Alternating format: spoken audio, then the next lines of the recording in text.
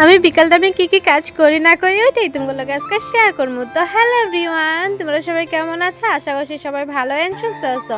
তো দেখো আমি বিকাল টিউশনটা ছুটি দিয়ে দিছি আর কি। তো টিউশনটা ছুটি দিয়ে এখন আমি সুন্দর করে ঘরের কাজগুলো কমপ্লিট করে দিতেছি। তো বিকালে আজকে কি কাজ থাকে না থাকে ওইটাই তোমাগুলোকে শেয়ার করুম। তো দেখো সুন্দর করে ঘরটা ঝাড়ু দেওয়া হয়ে যেতেছে আমার। তো ঘর ঝাড়ু দিয়ে তো এখন দেখো সুন্দর করে আমি উঠানটা ঝাড়ু দিয়ে দিতেছি আর কি। তো উঠান না আমাকে বেশি বড় না, ছোটই হয়, তো তার লাগে বেশি সময় লাগে না। তো সুন্দর করে আমি উঠানটা ঝাড়ু দিয়ে দিতেছি। তো উঠানে বেশিরভাগ ঘাসে হয়, তো ঘাসটা মানে উঠাই না, বৃষ্টি দিলে মানে কাদা কাদা হয়ে যায় না, তো তার লাগে ঘাসটা উঠাই না আর কি। তো দেখো উঠানটা যেহেতু ছোট তো তার লাগে বেশি সময় লাগে না। তো আমি উঠানটাও ঝাড়ু মারা হয়ে গেছে।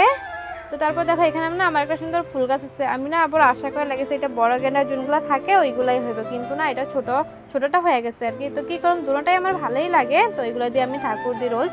তো তারপর দেখো আমার বিকালের কাজকর্ম হয়ে গেছে। তো সুন্দর করে আমি হাত পাগুলো ধুয়ে লিতেছি। তো আমি না সময় পাইলে মানে স্নানটাও করিলো বিকালে, কিন্তু আজকে লেট হয়ে গেছে, তো তার লেগে হাত পাটা ধুয়ে এখন আমি ড্রেসটা চেঞ্জ করে লমু ধুনা দেওয়ার লেগে আর কি।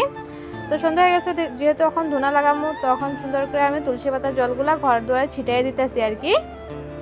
তো এখন ধুনা জ্বালামু, তো আমি না রোজ দিন এরকম, যেহেতু আমগোর মধ্যে মানে সন্ধ্যা বাতি দেওয়া হয়, তো তার লেগে আমি ঘরের সামনে একটা সুন্দর করে মানে দিয়া জ্বালাই দিই আর কি। তো এটা রোজ দিনে দিই আমি, তো ভাল লাগে, এটা না দিলে ভাল লাগে না আর।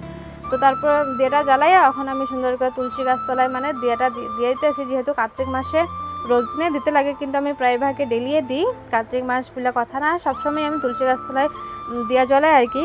তো আমার না তুলসী গাছতলাটা মানে এত সুন্দর হয় না, তো কিছুতে সুন্দর করে মানে বড় করে বসানোর আশা আছে, দেখি কতটুকু কমপ্লিট করতে পারি।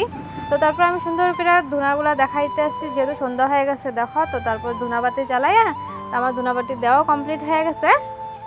তো অন্য সময় মানে আমি ঠাকুরটা দিই পারলে, কিন্তু আজকে পারি নাই, তো তার লেগে সুন্দর করে আমি ধুনাটা দিয়ে দিতেছি। তো আমার ভিডিওটা এই পর্যন্তই, ভালো লাগলে লাইক শেয়ার করে।